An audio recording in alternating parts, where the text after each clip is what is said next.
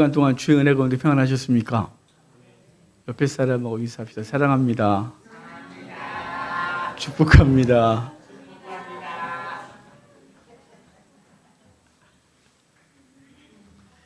제목이 있습니다. 제목 같이 읽겠습니다. 너희는 하나님의 성전이라. 아멘. 오늘 이제 고린도전서를 계속 보면서요. 고린도전서에선 1장부터 그 고린도 교회가 분쟁하고 있는 것 때문에 책망을 했었잖아요. 분쟁하는 것에 대해서 왜 분쟁하냐? 너희가 성령을 따라 살지 않고 사람의 지혜, 세상의 철학 이것 때문에 나눠주고 사람을 자랑하기 때문이다. 이런 얘기를 했어요. 그래서 오늘 이제 이어지는 얘기가 지난주에 맨 마지막에 어떻게 끝냈냐면요. 맨 마지막 끝난 부분 볼까요? 3장 9절이에요. 끝난 부분에서 이어지는 얘기니까요. 3장 9절 같이 읽어봅시다. 우리는 하나님의 동역자들이요 너희는 하나님의 밭이요 하나님의 집이니라. 자, 우리는 사역자들은 하나님의 일을 하는 동역자들이고 너희는 하나님의 밭이고 너희는 하나님의 집이다. 그래놨어요. 이제 집이라 그래놓고 집을 어떻게 건축하느냐, 어디다 건축하고 어떻게 건축하고 무엇으로 건축하고 그래서 누가 건축하냐 이런 얘기를 이제 이어서 하는 얘기거든요. 자, 그러면 어디다가 누가 어떻게 하는지를 좀 봅시다. 자, 10절이에요. 10절 다시 한번 읽고 본문을 볼게요. 10절 읽겠습니다. 내게 주신 하나님의 은혜를 따라 내가 지혜로운 건축자와 같이 터를 닦아두매 다른 이가 그 위에 세우나 그러나 각각 어떻게 그 위에 세울까를 조심해라. 아멘. 여기 건축가 그래요. 여기 내게 주신 하나님의 은혜를 따라 내가 지혜로운 건축자가 됐다 그러거든요. 아키텍톤 이런 헬라어예요. 우리 건축물을 아키텍처 그러거든요. 건축 전공하신 분들 계신데 어설픈 영어를 써서 그러니까 건축자 그래요. 근데 건축자인데 어떤 건축자냐? 지혜로운 건축자래요. 소포스 그래갖고요. 지혜롭다 그렇게 되는데 그럼 지혜로운 건축자는 대체 뭐냐? 이거를 다른 데서는요. 지혜로운 건축자를 능숙한 그리고 거의 전문적인 어떤 사람인 거예요. 그 일에 대해서 처음부터 끝까지 다 아는 거죠. 그래서 우리 건축 현장 보면 소장님들 있잖아요. 그 건축 소장 같은 사람들, 그 사람들을 지혜로운 건축자다 그러는 거예요. 그러니까 교회를 건축하는데 그 교회에 어떻게 건축해야 될지 잘 아는 사람, 그 사람이 자기들이라는 거죠. 하나님의 나라, 성전 건축하는데 성전 건축을 잘하는 사람이 한다는 거예요. 여기서 성전 건축은 교회를 짓는 거 아니에요. 건물 짓는 거 아니고 성도의 공동체를 성전이라 그래요. 예수님께서 요한복음에 이렇게 말씀하셨거든요. 너희가 저 성전을 헐어라. 요한복음 3장의 말씀이에요. 헐어라. 내가 사흘 만에 다시 지으리라. 라고 해요. 그러니까 그들은 지금 그때까지 46년 지었고 약 70년 동안 지었던 건물이거든요. 그 건물을 부시라니 앞으로도 계속 지어야 되고 완성되지도 않은 성전을 부셔라.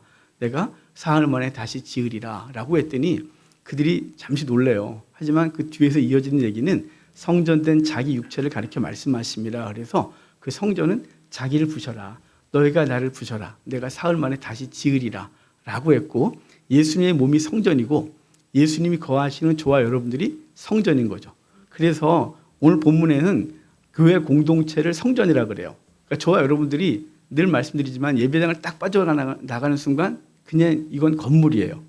아무리 화려하게 짓고 이 안에 인테리어를 끝내주게 해줘도 여기는 성전이 아니에요. 그냥 건물이에요. 그래서 건물에는 성전이라는 말을 쓰면 안 된다 그랬죠. 교회들이 어디 성전, 무슨 성전 이거 절대 쓰면 안 되는 거예요. 왜냐면요, 우리가 어떤 단어를 쓰냐에 따라서 그 단어가 갖고 있는 의미를 같이 공유하거든요. 그러니까 예배당이에요, 예배당. 우리가 빠져나가는 순간 끝난 거예요. 그럼 뭐가 성전이냐? 두세 사람이 모이면 교회라 그랬죠. 에클레시아, 세상에서 건져내서 모은 사람들, 그 모은 사람들이 성전이고요. 그리고 6장에 가면 우리의 심령을 성전이라 그래요. 그러니까 우리가 성전이고 우리가 모인 이 모임이 성전인 거죠. 이 성전을 건축하는 것을 어떻게 해야 되느냐? 지혜로운 건축자가 해야 된다는 거예요. 이 지혜롭지 못한 건축자는 누구냐면 앞에서 파당을 나누고 있는 사람들이죠. 거짓 교사들이에요. 그들은 잘못된 방식으로 성전을 건축하고 있었던 거죠. 숫자가 많고 규모가 대단하고 그리고 세상에서 어떤 영향력을 행사하는 공동체를 할지라도 그 공동체가 성령이 없으면, 그 공동체가 성령께서 원하시는 바대로 건축되지 않았다면 그것은 더 이상 성전이 아니고 그냥 세력일 뿐인 거예요. 예수님의 이름으로 모인 세력인 것이죠. 하지만 그 안에 주님이 안 계실 수 있는 거예요. 지혜로운 건축자가 돼야 되는 거죠. 근데 지혜로운 건축자는 목사만 되냐? 아니에요. 저와 여러분 모두가 다 지혜로운 건축자로 서야 합니다. 왜냐하면 우리는 각각 건축을 하고 있거든요. 저는 교회라는 교회 공동체를 세우고 있고, 여러분은 여러분의 가정을 성전으로 건축하고 계세요. 그리고 여러분의 직장을 성전으로 건축하고 있는 거죠. 그냥 우리는 이 세상에서 돈 벌다가 그냥 웬만큼 모으면 떵떵거리고 살고 누리다가 죽는 게 아니고요. 우리 이 땅에 부름받을 때 하나님께서 사명으로 주셨어요. 너희가 살아가는 장소를 성전 만들라고, 그곳에서 영혼들 살려내라고. 그게 우리를 부르신 목적이거든요. 근데 그 부르신 목적을 잊어버리고 사는 거죠. 왜냐하면 세상에 살다 보니까 세상 사람들이 돈 버는 것에 열심이고 모으는 것을 얼만큼 모았냐에 따라서 그 사람의 사회적 평가가 달라지는 세상에 살다 보니까 우리도 마초가 돼서 그렇게 살아가고 있는 거예요. 정신을 똑바로 차리고 보면 하나님이 날 이 땅에 왜 보내셨지? 나를 오늘 왜 살게 하실지를 생각해 보는 거죠. 이번에 우리 장로님 두 분 다 건강이 안 좋으셨잖아요. 누가 이렇게 아플 줄 알았겠어요. 생각을 못했지. 근데 인생은 굉장히 허무하거든요. 오늘 건강하게 있다가 갑자기 부르시면 가야 되는 게 우리 아니겠어요? 제가 30대 중반에 죽는구나 라고 생각했던 경험이 있어요. 어릴 때 물에 빠져서 죽을 뻔하고 스스로 이렇게 잘못된 선택을 해서 죽을 뻔도 하고 이랬지만 그건 그냥 그런 거고 사고였고요. 갑자기 아파서 정말 바삭바삭 마르고 사람은 이렇게 죽는 거구나 라고 경험한 때가 있었어요. 그 한 두세 달 너무 고통스러웠던 시간, 그때 다 치유받고 나서 하나님 나한테 다시 생명을 주셨구나 이런 생각이 그때 들었거든요.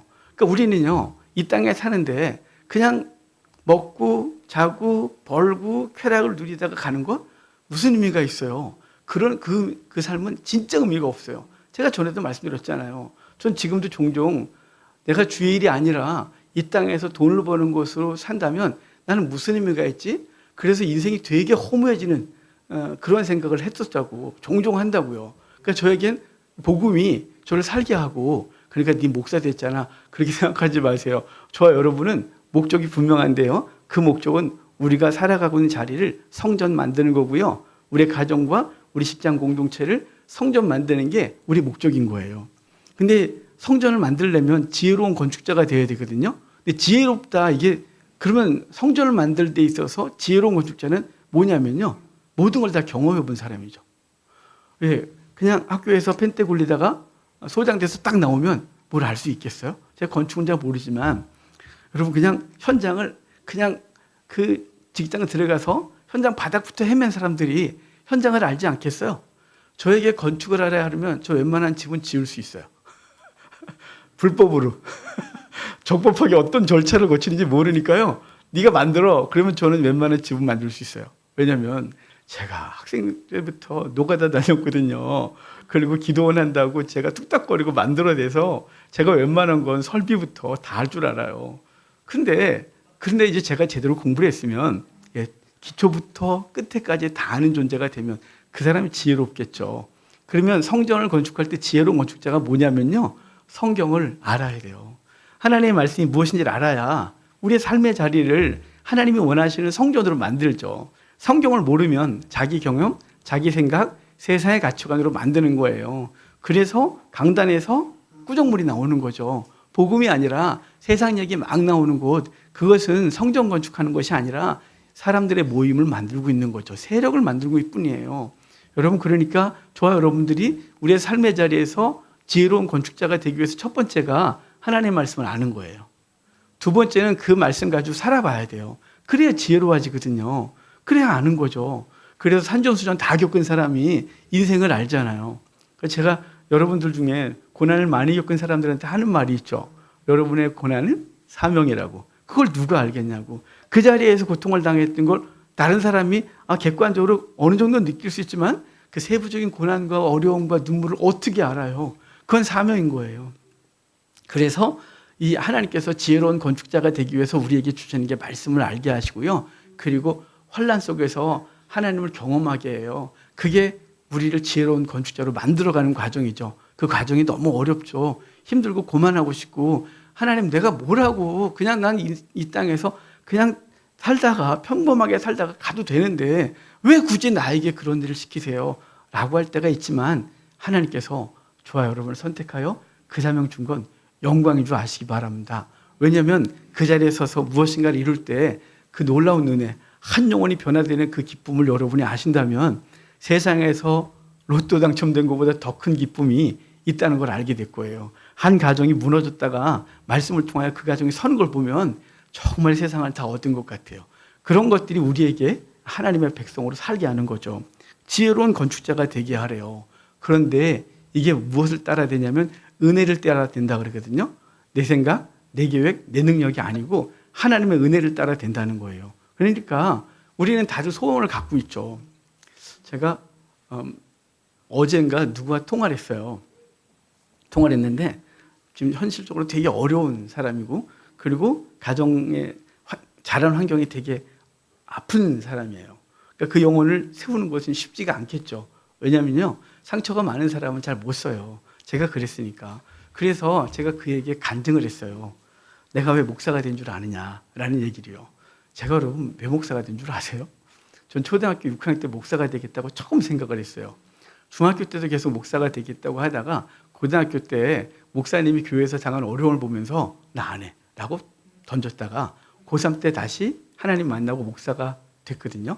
근데 왜 목사가 되겠다고 처음 생각했냐면 목사님 가정이 행복해 보였어요.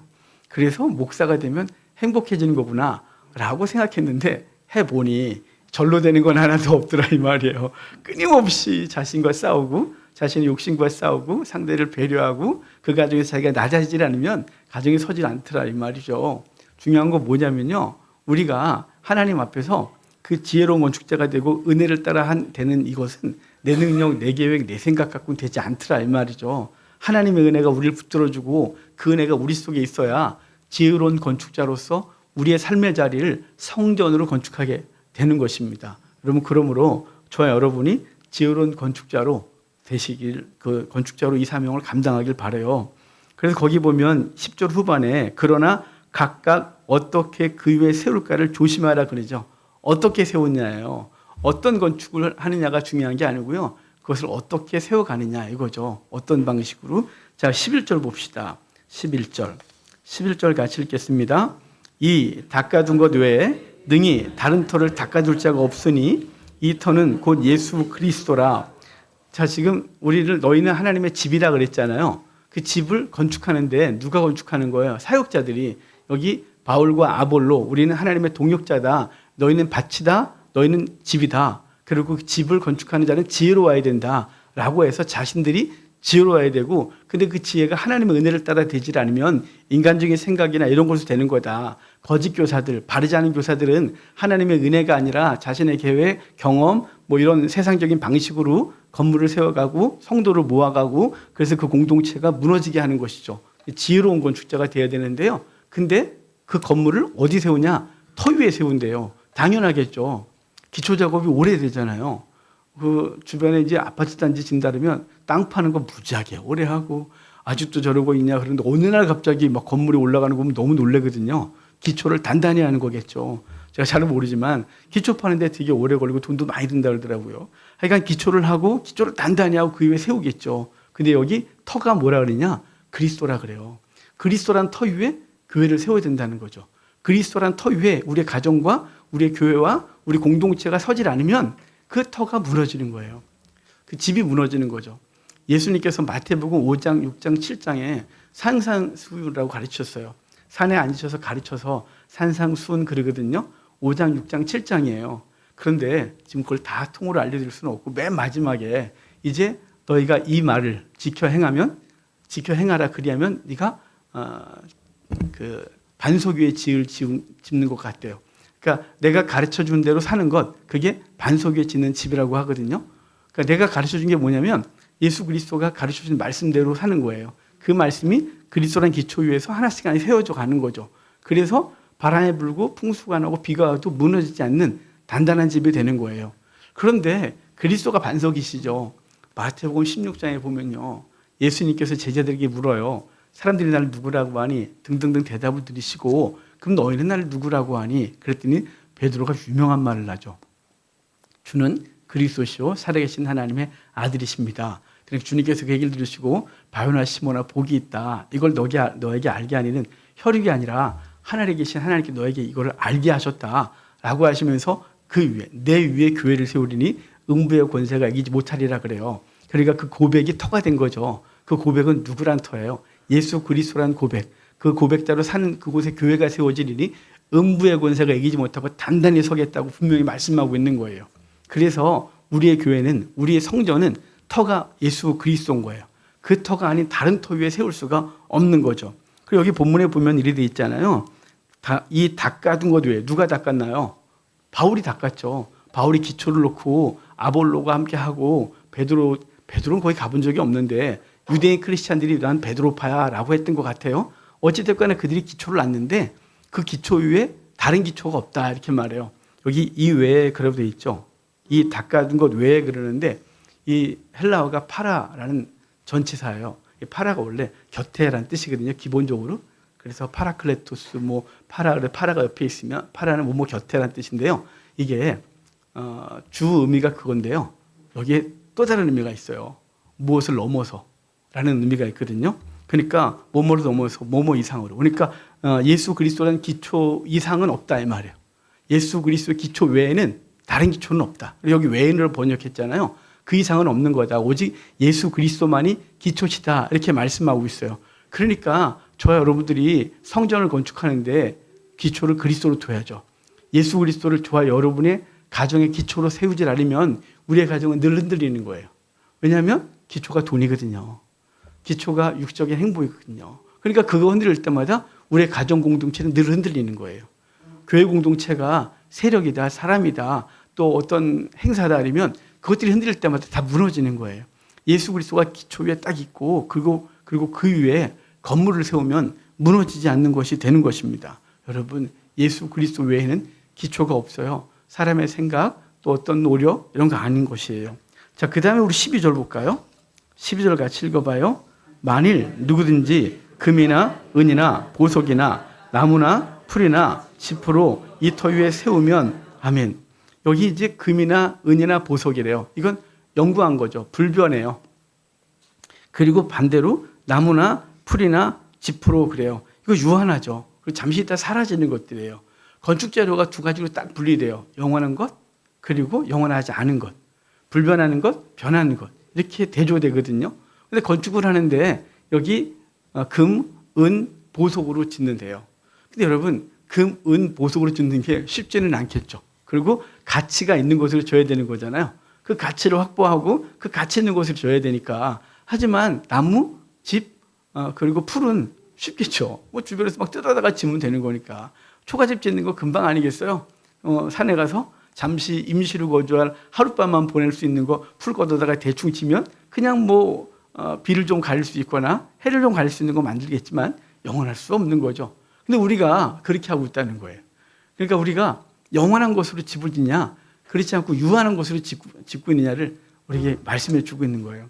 그럼 여기 금, 은, 보석은 대체 뭘까요? 그리고 나무, 풀, 지푸라기는 대체 뭘까요? 앞에 이미 다 얘기했어요. 앞에서 나무나 풀이나 지푸락지는 뭐냐면요. 이 지푸락지, 이게 촌 사람들의 사투리인데.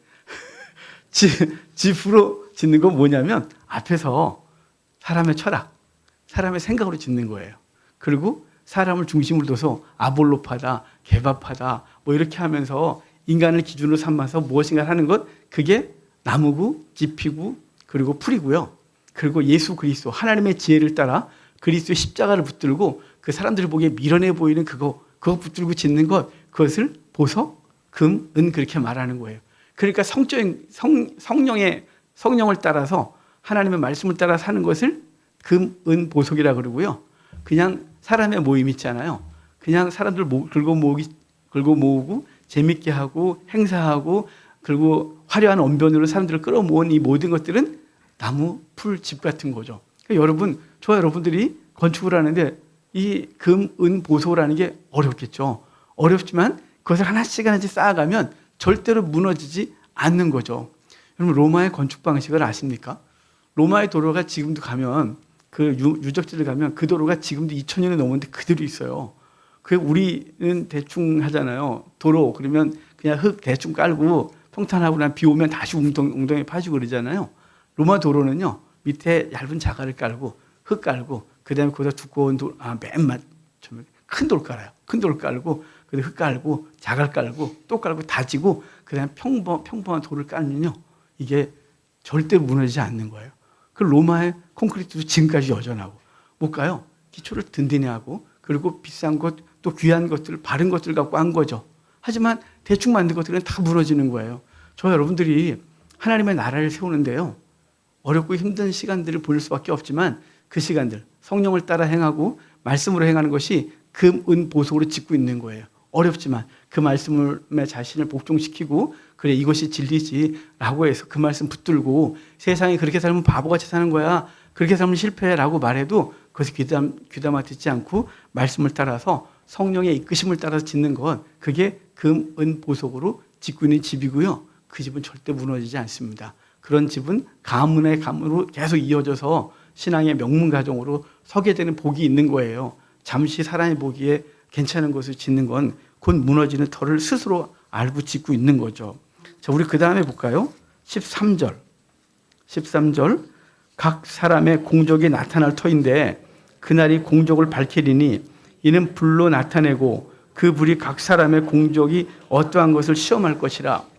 여기 각 사람의 공적이 나타날 거래요. 이 공적은 그 사람의 행위, 그 사람이 행한 일, 그 사람이 어떤 방식으로 했냐에 따라서 분명히 그것은 결정될 거래요. 그 본질이 드러날 거라는 게 나타난다는 뜻이거든요.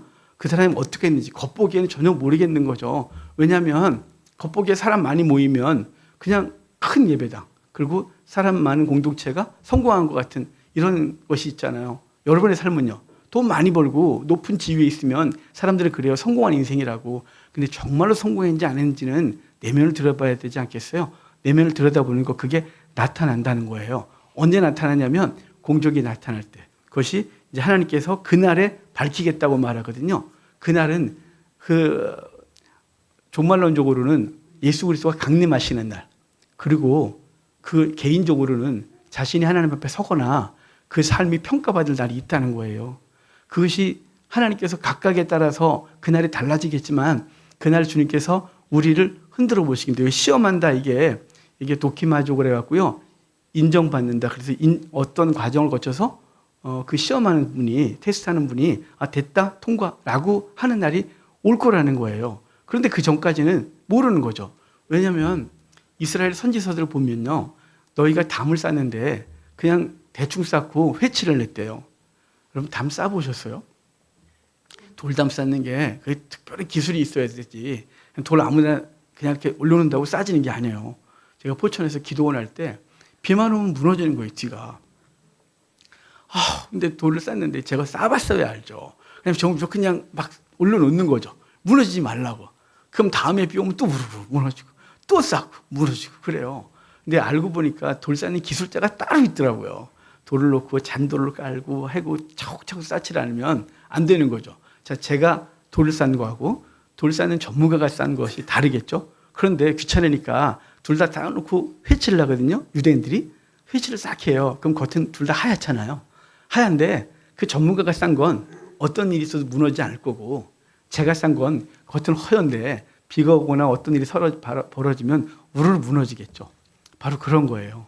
너희가 다 쌓고 열심히 해서 뭔가 한 것 같은데 어느 날 그날에 하나님이 불러 너희를 심판할 건데 그 심판 때 너희들의 본질이 드러날 거야.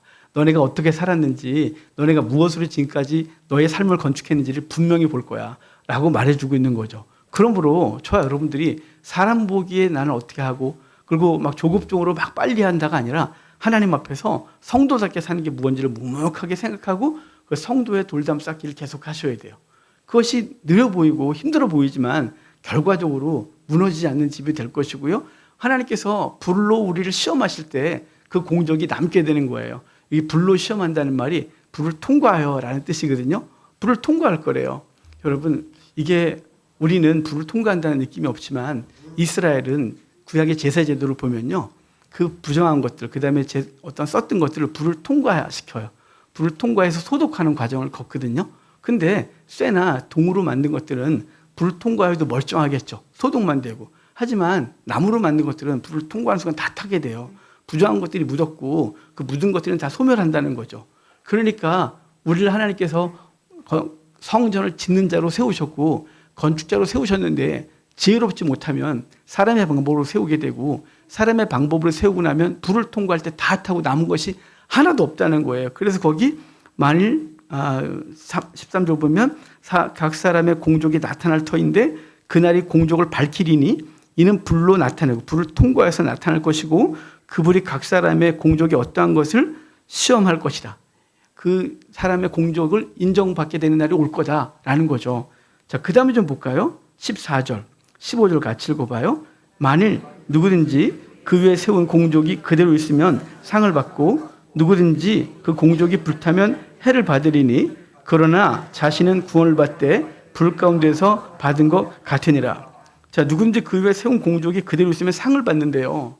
이 상 또 그러니까 천국에서 상 받는다고 자꾸 우리에게 가르쳐요.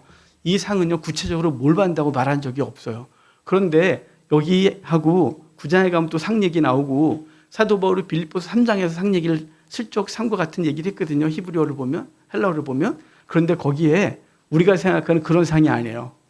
그래서 종종 상금 얘기하시는 분들 보면 이러잖아요. 천국 가면 황금 모자 쓰고 다니고, 천국 가면 뭐 어떤 큰 집에 살고, 이런 얘기하고, 어떤 사기꾼 목사는 여러분이 헌금한 것이 천국에서 여러분의 집을 짓는 건축 재료가 된대요. 그런 거 믿으면 안 돼요. 사기예요. 다 사기. 헌금 많이 하라고.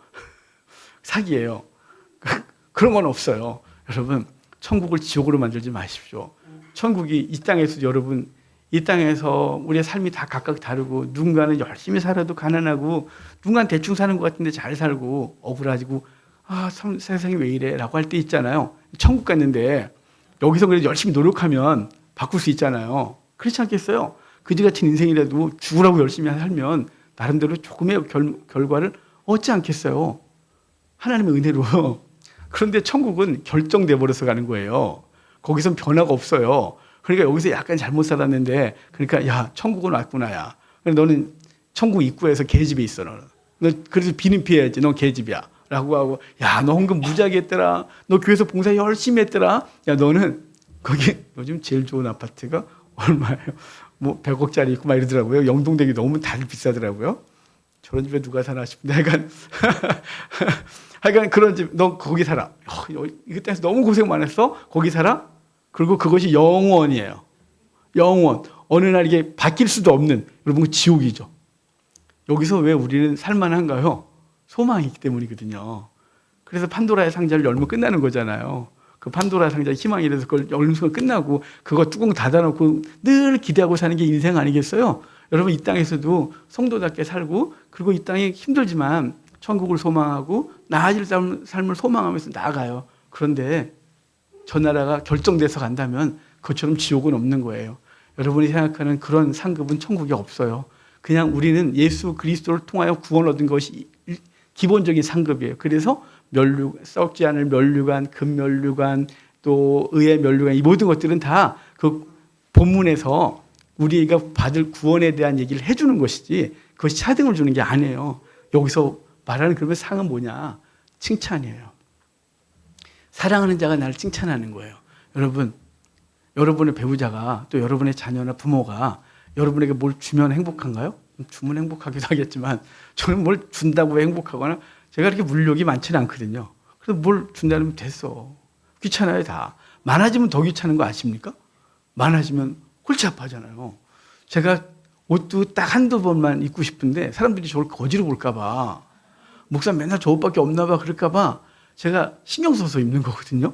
몇 번 되지도 않지만 평소에 입는 옷은요 진짜 두세 벌로 딱 입어요. 더 이상 갈아입지도 않아요. 빨아는 입어요. 여러분 오해하지 마세요.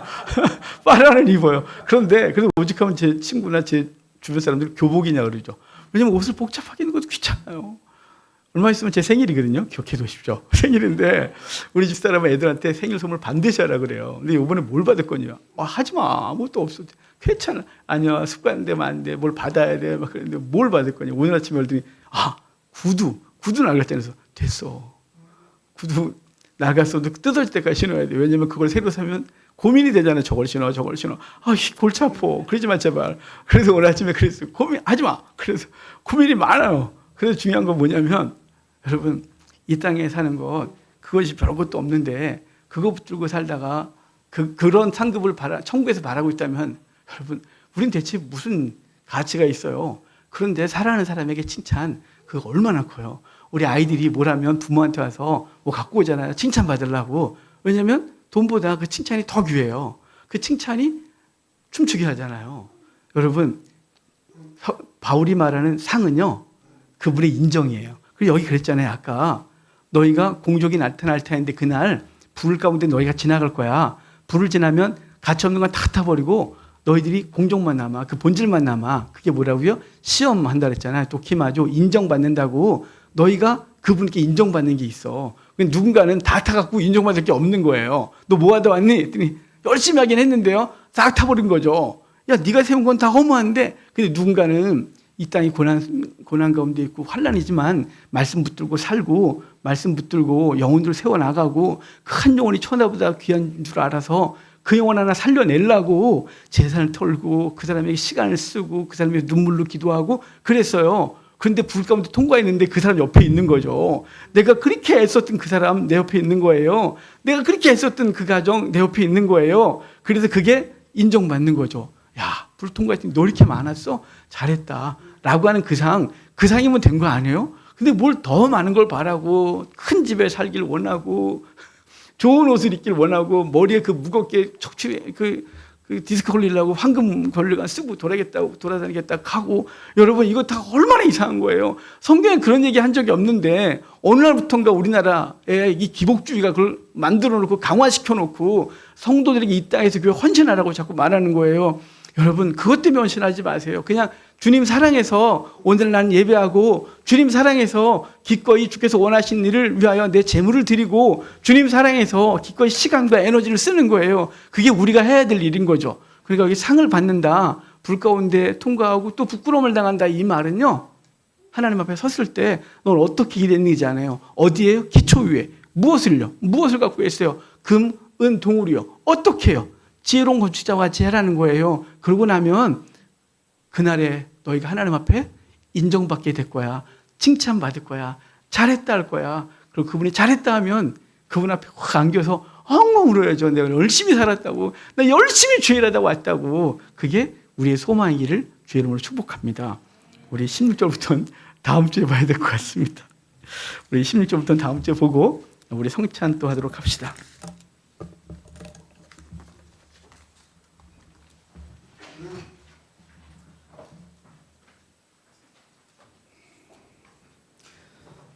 찬송가 385장입니다.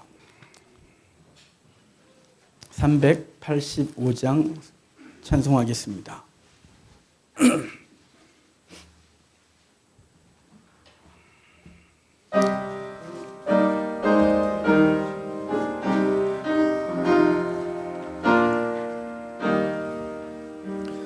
못 박혀 죽으신 하나님 어린 양 믿습니다. 죄속함 받고서 이 몸과 맘 들여 간절히 빌 때에 드리소서. 풍성한 은혜로 약한 맘 도우사 열심 주고 날 대속했으니 주 사랑하는 맘 불같이 뜨겁게 하옵소서. 이 세상 어두워 길 찾지 못하니 인도하사 내 슬픈 눈물을 다 서 주시고 그 밝은 빛으로 이끄소서.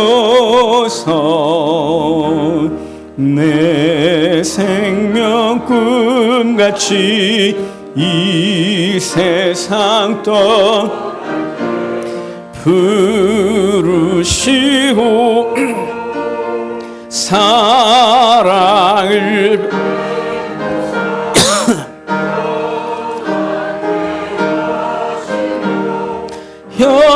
영생을 누리게 하옵소서.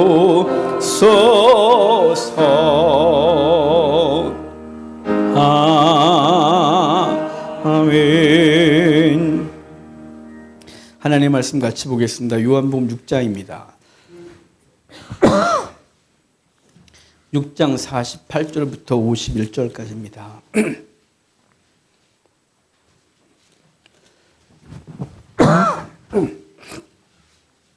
6장 48절부터 51절입니다. 제가 읽어드리겠습니다. 내가 곧 생명의 떡이라. 너희 조상들은 광야에서 만나를 먹었어도 죽었거니와 이는 하늘에서 내려오는 떡이니 사람으로 하여금 먹고 죽지 아니하게 하는 것이니라. 나는 하늘에서 내려온 살아있는 떡이니 사람이 이 떡을 먹으면 영생하리라.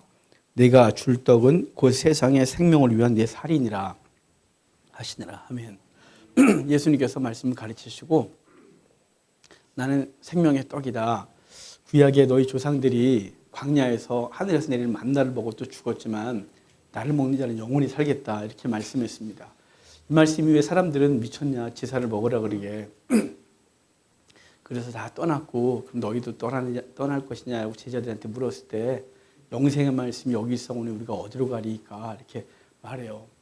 예수님께서는 당신의 몸을 생명의 떡이다 이렇게 하셨어요. 그리고 십자가에서 죽으시고 그 몸을 우리에게 주셨죠.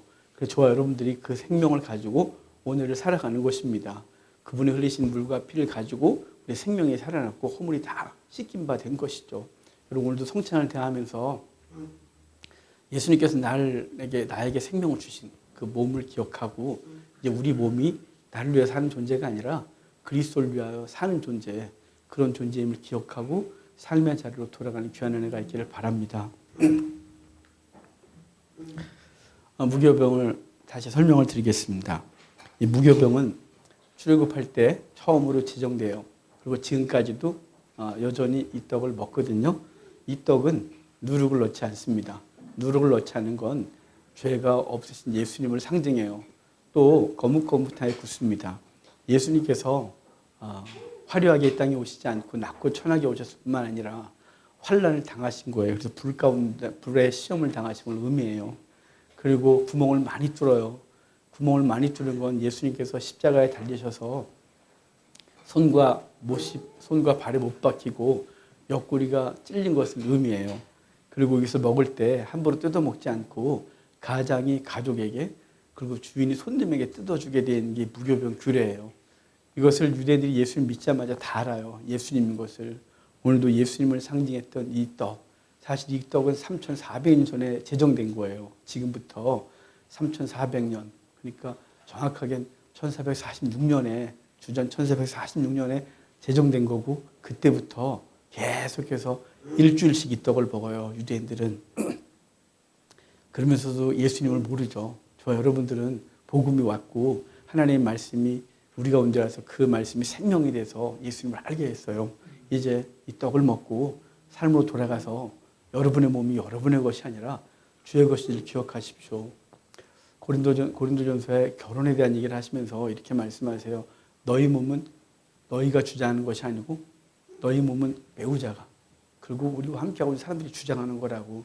내 몸은 내 것이 아니라 주를 위하여 이미 내어준 몸이 됐다는 사실을 기억하고 주께서 무엇을 기뻐하실지 늘 고민하고 그 삶을 또 일주일 동안 살아내는 목이 있길 주의 이름으로 축복합니다.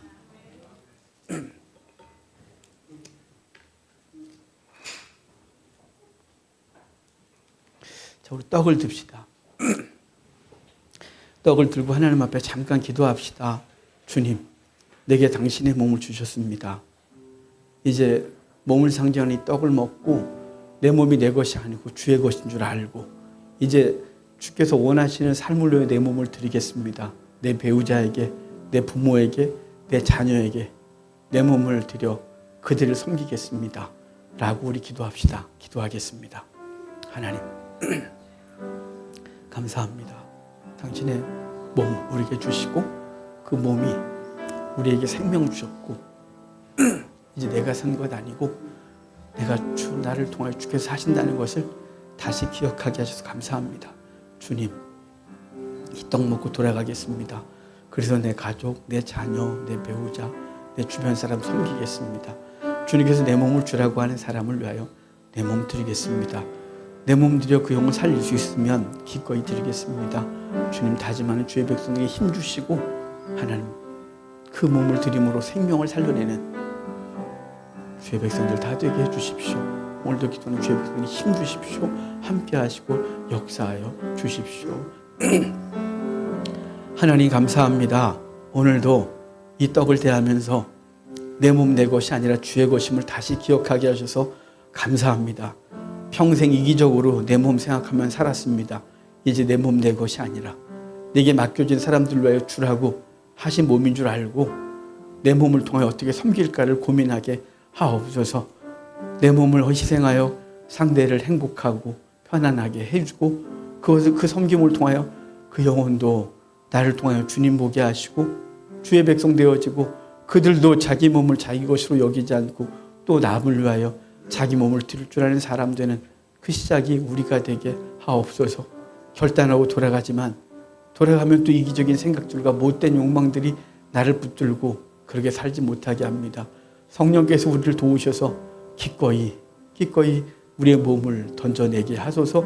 그래서 우리의 몸을 던져내 영혼들을 살려내게 하소서. 감사합니다. 예수님의 이름으로 기도합니다. 아멘. 주님의 몸입니다.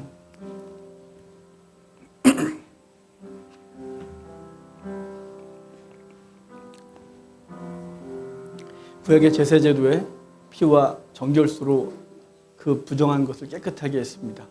예수님께서 십자가에 달리실 때 손과 발에 못이 박혀 피를 쏟으시고 옆구리에 찔려 물을 다 쏟았습니다. 그래서 그분의 물과 피로 우리를 정결케 하셨고 생명 주시고 살게 하셨습니다. 이제 우리도 돌아가서 내 에너지, 내 진액 다 뽑아서 가족을 살리고 주변을 살려내는 귀한 목이 있기를 바랍니다. 1차적으로는 자신이 죽는 것 같으나 자신이 죽어 생명을 살려내는 그 기쁨을 얻게 될 것입니다. 주님이 당신을 내어주셔서 우리를 살려내고 행복하신 것처럼 우리도 우리 자신을 내어주어 주변을 살려내는 행복이 있기를 바랍니다.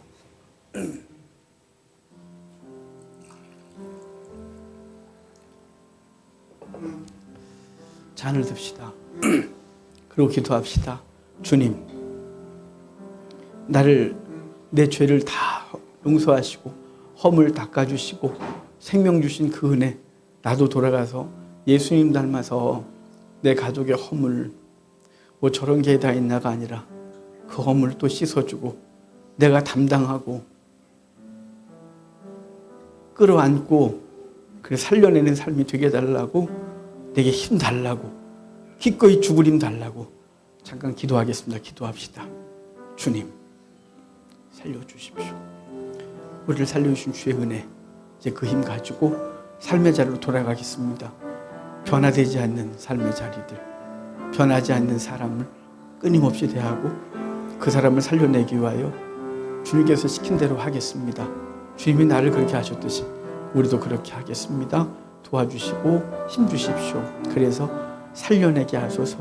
허물을 들추어내고 책망하는 것이 아니라 허물을 닦아주고 끌어안아주고, 그래서 사랑이 있게 하시고 그 사랑에 감격하여 상대도 주를 알게 하는 우리의 삶이 되게 해주십시오. 오늘도 예배 끝나고 집으로 돌아가면서 죽기를 각오하겠습니다. 주님, 못 죽는 나를 불쌍히 여기시고 기꺼이 죽어 하늘에 미리 죽어 많은 열매 맺듯이 내 삶의 자리에서 기꺼이 나를 죽여주십시오. 그래서 내 공동체에 나와 함께하고 사람들이 살아나는 것을 보게 하소서. 감사합니다. 하나님 감사합니다. 주님이 물과 피 다 쏟아 우리의 허물 닦으시고 감주시고 생명 살려주신 거 감사합니다.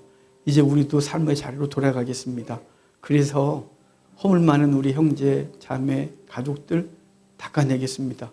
허물 들추어내며 지적하고 책망하는 것이 아니라 닦아주고 울어주고 내 것인 줄 알고 함께 끌어안고 그를 사랑하여 세워나가는 우리가 되게 해주십시오.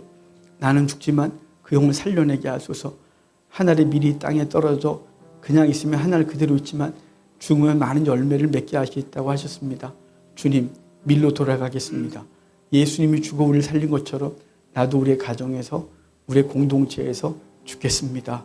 하나님, 그래서 많은 열매를 맺는 것을 보겠습니다. 주님, 나를 도와주시고 죽을 힘 주시길 간절히 소원합니다. 하나님 앞에 기도하고 돌아가는 주의 백성들에게 힘 주십시오. 감사합니다. 예수님의 이름으로 기도합니다. 아멘. 주님의 피입니다.